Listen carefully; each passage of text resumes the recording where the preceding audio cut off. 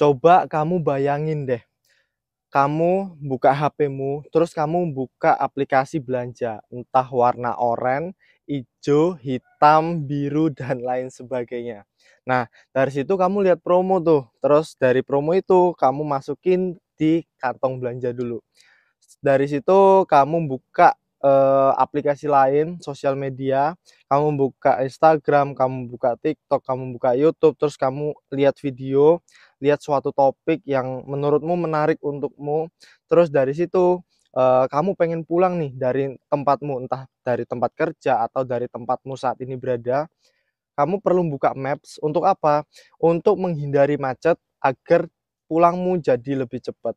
Nah, tahu nggak, kalau ternyata semua aktivitas yang kita lakuin itu sebenarnya dicatat, men. Mulai dari klik kita, mulai dari apa yang kita sukai, mulai dari apa yang kita tonton lama, mulai dari barang-barang apa aja yang menarik perhatian kita hingga kita pengen beli barang itu, sampai lokasi kamu. Semua dicatat, semua di-track. Dan asal kamu tahu siapa yang nyatet itu semua, apakah aplikasinya? Aplikasi iya mencatat, tapi selain aplikasi ada negara maupun negara asing yang ikut mencatat itu semua. Dan asal kamu tahu di Indonesia itu bisa sah dan legal. Beberapa minggu lalu Amerika Serikat dan Indonesia, kamu tahu kan, yang tadinya Amerika Serikat memberikan tarif 32% untuk Indonesia, akhirnya turun jadi 19%.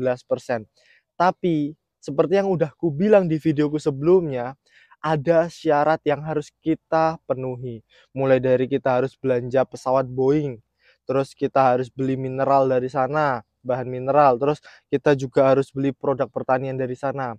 Selain itu, kita juga harus membuka ekonomi kita selebar-lebarnya agar Amerika bisa masuk. Terus ada penghapusan batas ekspor untuk ke Amerika. Dan yang ingin ku sorot saat ini adalah ada wacana untuk transfer data lintas negara. Ya, kamu nggak salah denger, men. Transfer data lintas negara. Data siapa yang ditransfer? Oh, mungkin bukan itu deh. Data apa yang ditransfer? Nah, makanya aku buat video ini sebagai rasa kekhawatiran dan rasa kegelisahanku. Jadi aku pengen bikin video ini dengan fokus tentang transfer data lintas negara. Oke, jadi buat kamu yang pengen tahu juga data apa sih, data siapa sih, terus apa sih keuntungannya, apa sih kerugiannya, tonton sampai selesai videoku, jadi biar kamu lebih tahu, oke? Jangan sampai tiba-tiba kamu nggak tahu apa-apa, datamu digunakan di negara lain, dan kamu akhirnya dirugikan tanpa kamu tahu apa yang sedang terjadi. Jadi kesepakatan ini itu nggak diumumin lewat megapon yang ada di tengah alun-alun dan biar semua orang tahu, nggak dikasih di breaking news, nggak dikasih di portal-portal berita besar, nggak dikasih di situ semua, men. Tapi berita ini itu ada saat ketika kasus Tom Lembong naik. Jadi sekarang lagi fokus di Tom Lembong nih. Tiba-tiba ada berita ini. Kamu tahu apa maksudku kan? Nah, jadi kesepakatan ini ada itu berawal dari negosiasi antara Indonesia dan Amerika Serikat, yang dimana Indonesia meminta untuk penurunan tarif ekspor ke Amerika Serikat. Jadi anggapannya ketika tarifnya menurun, orang Amerika Serikat beli barang dari Indonesia nggak semahal sebelumnya. Yang tadinya tambahannya 32%, sekarang cuma 19%. Tapi ada syarat dan ketentuan yang harus dipenuhi sama pemerintah Indonesia. Salah satunya adalah transfer data lintas negara. Indonesia secara resmi masuk kerangka yang dibikin Amerika bernama Data Free Flow with Trust. Ingat ya, with trust, lewat kepercayaan. Itu tuh bukan cuman slogan tanpa makna, men. Ini adalah kesepakatan yang dibawa oleh Amerika Serikat untuk apa? Untuk membuka pintu selebar-lebarnya untuk melakukan transfer data lintas negara dengan dasaran apa? Kepercayaan atau trust. Tapi trust itu kayaknya cuman untuk negara-negara berkembang aja deh. Contoh Amerika Serikat deh yang ngebuat DFFT ini. Mereka kan berdasarkan dengan kepercayaan. Kepercayaan yang dimana menurutku ya, power dari Amerika Serikat dan negara berkembang kayak Indonesia itu nggak setara, men. Kepercayaan di sini berarti dalam anggapanku adalah kita, negara berkembang, dipaksa untuk udah percaya aja sama mereka, percaya aja bahwa data kita nggak akan diapa-apain, percaya aja kalau Amerika itu tidak menyalahgunakan wewenangnya untuk mengapa-apakan data kita. Kita suruh percaya, suruh yakin aja. Komdigi menyetujui pendekatan ini. Mereka mengacu pada prinsip-prinsip yang dibawa pada rapat G20. Lawfulness, fairness, transparansi, reciprocity. Yang artinya, transfer data hanya boleh dilakukan secara sah, secara adil, secara transparan, dan dengan timbal balik yang setara. Tapi itu di atas kertas, men. Coba kita lihat dasaran hukum yang ada di Indonesia nih. Kalau di Indonesia, dasaran utamanya adalah Undang-Undang Nomor 27 Tahun 2022 tentang Data Pribadi atau UU PDP. Di dalamnya, pasal 56 itu menyatakan bahwa data pribadi boleh ditransfer ke luar negeri asalkan memenuhi satu dari 3 syarat berikut. Yang pertama, negara penerima memiliki tingkat perlindungan data pribadi yang setara atau lebih tinggi dari UU PDP kita. Yang kedua, kalau nggak punya itu, harus ada mekanisme perlindungan yang mengikat, kayak kontrak internasional, binding, atau standar global. Terus yang ketiga, kalau nggak ada dua-duanya, harus ada izin eksplisit dari yang punya data. Siapakah itu? Ya kamu sendiri. Kamu mengizinkan datamu untuk ditransfer ke lintas negara. Itu kalau nggak ada dua-dua tadi, harus ada yang ketiga. Tapi kalau semuanya nggak terpenuhi, ya berarti nggak bisa untuk transfer lintas negara. Masalahnya, ini tuh nggak ada yang transparan, men. Bahkan pengguna kadang nggak tahu tentang bahwa data mereka itu sedang ditransfer. Kalau kita bicara tentang kontrol, ini yang penting, men. Siapa yang megang servernya? Karena siapapun yang megang servernya itu punya kunci, punya kendali untuk mengakses data pribadi kita. Komdigi lewat Permenkominfo nomor 20 tahun 2016 sebenarnya itu mewajibkan untuk penyelenggara sistem elektronik itu kayak e-commerce, aplikasi sosial media dan lain sebagainya untuk memiliki servernya di Indonesia. Tapi itu ada celahnya. Celahnya adalah data yang tidak bersifat strategis itu bisa dikelola di negara lain. Dan ini termasuk sebagian besar data aktivitas harian kita. Sekarang karena Indonesia masuk di DFFT dan Amerika Serikat sebagai negara inisiatornya, jadi aktivitas sehari-hari kita yang nggak masuk data strategis dalam negeri itu ditampung sama mereka, men. Begitupun negara-negara mitra lain yang berhubungan dengan Amerika. Semua aktivitas yang tidak dianggap sebagai data strategis oleh negara kita itu bisa ditampung, semuanya ditransfer ke sana. Jadi kamu biasanya nonton apa, kamu biasanya suka belanja apa, kayaknya itu semua ditransfer di sana. Dengan syarat mereka mengklaim punya perlindungan data yang lebih baik.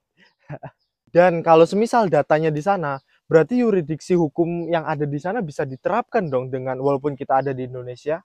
Artinya lembaga intelijen, otoritas pemerintah, bahkan perusahaan-perusahaan Amerika Serikat bisa mengakses data itu jika itu memang perlu dong.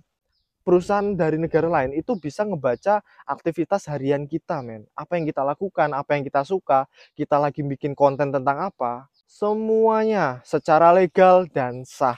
Dan kita nggak dikasih tahu kapan mereka ngakses data kita. Kalau biasanya kan kita pasti dimintain izin kan untuk misal ada aplikasi pengen ngakses kamera kita selalu dimintain izin. Tapi ketika ini udah disahkan, negosiasi ini udah deal, ya mereka nggak perlu, mereka udah punya aksesnya tanpa harus persetujuan kita. Sekarang mungkin kamu udah mulai penasaran nih, data apa sih sebenarnya yang pengen diambil tuh? Jadi data yang termasuk yang pengen ditransfer ke DFFT itu ada beberapa, men. Yang pertama, data lokasi real time kamu. Terus yang kedua, riwayat aktivitas di platform digital. Itu termasuk pencarian kamu di Google, Google, terus apa yang kamu lihat di sosial media, apa yang kamu sukai di sosial media, apa yang kamu tonton lama, apa yang kamu belanjain di e-commerce, semua klik, semua interaksi. Yang ketiga, semua riwayat transaksi finansial digital. Dan yang nomor 4, profil perilaku dan preferensi sensitif. Analitik perilaku pengguna, kecenderungan politik, agama, kecenderungan kesehatan mental, data pilihan yang mungkin ditambang untuk membentuk profil pribadi. Jadi 4 poin utama di atas adalah salah satu yang ingin diminta dari kesepakatan DFFT ini. Tapi untuk secara resminya, nanti mungkin akan di-share sama pemerintah deh. Tapi kalau sampai nggak di-share sama pemerintah, apa sih kesepakatan itu, terus data apa sih yang dibagikan ke mereka? Yang ku tahu menurut berita itu cuma data komersil. Tapi data komersil di sini yang dimaksud sama pemerintah apa aja kita belum dikasih tahu. Jadi kalau kalian nonton video ini, coba share video ini ke banyak platform, kemanapun, kemanapun, ke teman-temanmu. Jadi biar ramai dan biar pemerintah tuh buka suara bahwa data apa sih yang diminta sebenarnya. Nah, itu tadi kan menurut apa yang dipengen sama DFFT kan, semuanya. Tapi Indonesia punya aturan sendiri. Nah, kategori menurut Undang-Undang PDP itu ada beberapa. Jadi data pribadi Indonesia itu dibagi menjadi 2, men.